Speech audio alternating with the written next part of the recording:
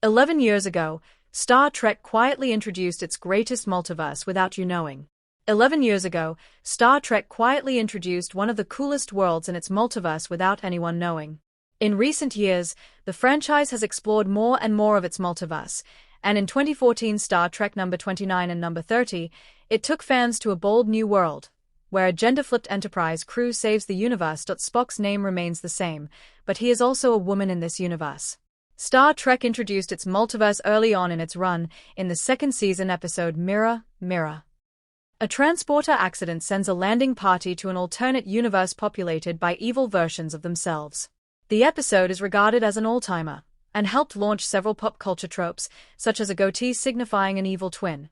The Mirror universe would make many more appearances across the franchise, and show fans just how expansive the Star Trek multiverse can be.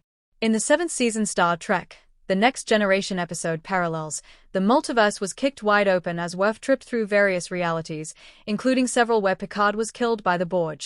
After the Mirror universe, the best-known world in the Star Trek multiverse is the so-called Kelvin universe.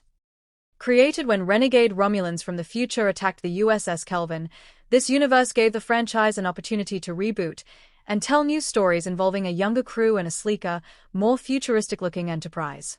The Kelvin universe ran for 3 feature films between 2009 and 2016, and inspired 2 comic book series that fleshed it out further. Unfortunately, Paramount recently announced the Kelvin universe series was now on indefinite hold, effectively ending it. However, the Kelvin movies kept Star Trek in the public consciousness while it took a break from TV. The Kelvin Star Trek films also showed the vast story possibilities inherent in its multiverse.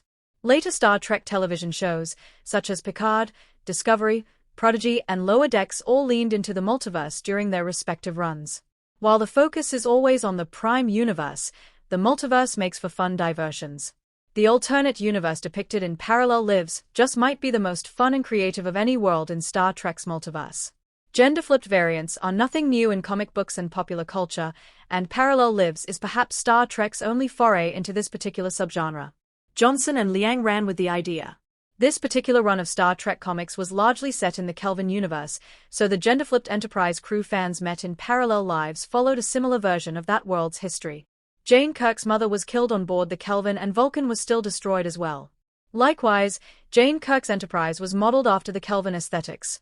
Star Trek comics have a distinct advantage over the television shows and movies, in that they can depict grander ideas and novel concepts better.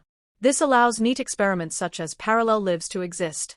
They are interesting branches of Star Trek's growing multiverse, and prove that Kirk is a hero no matter what universe they are in. Unfortunately, Jane Kirk, Dr. Lee McCoy and the rest of the gender-flipped Enterprise crew have not been seen since Parallel Lives. Star Trek comics returned to the multiverse briefly last year, but Jane Kirk did not make an appearance. She and her crew flew under most Star Trek fans' radars, and they deserve a comeback.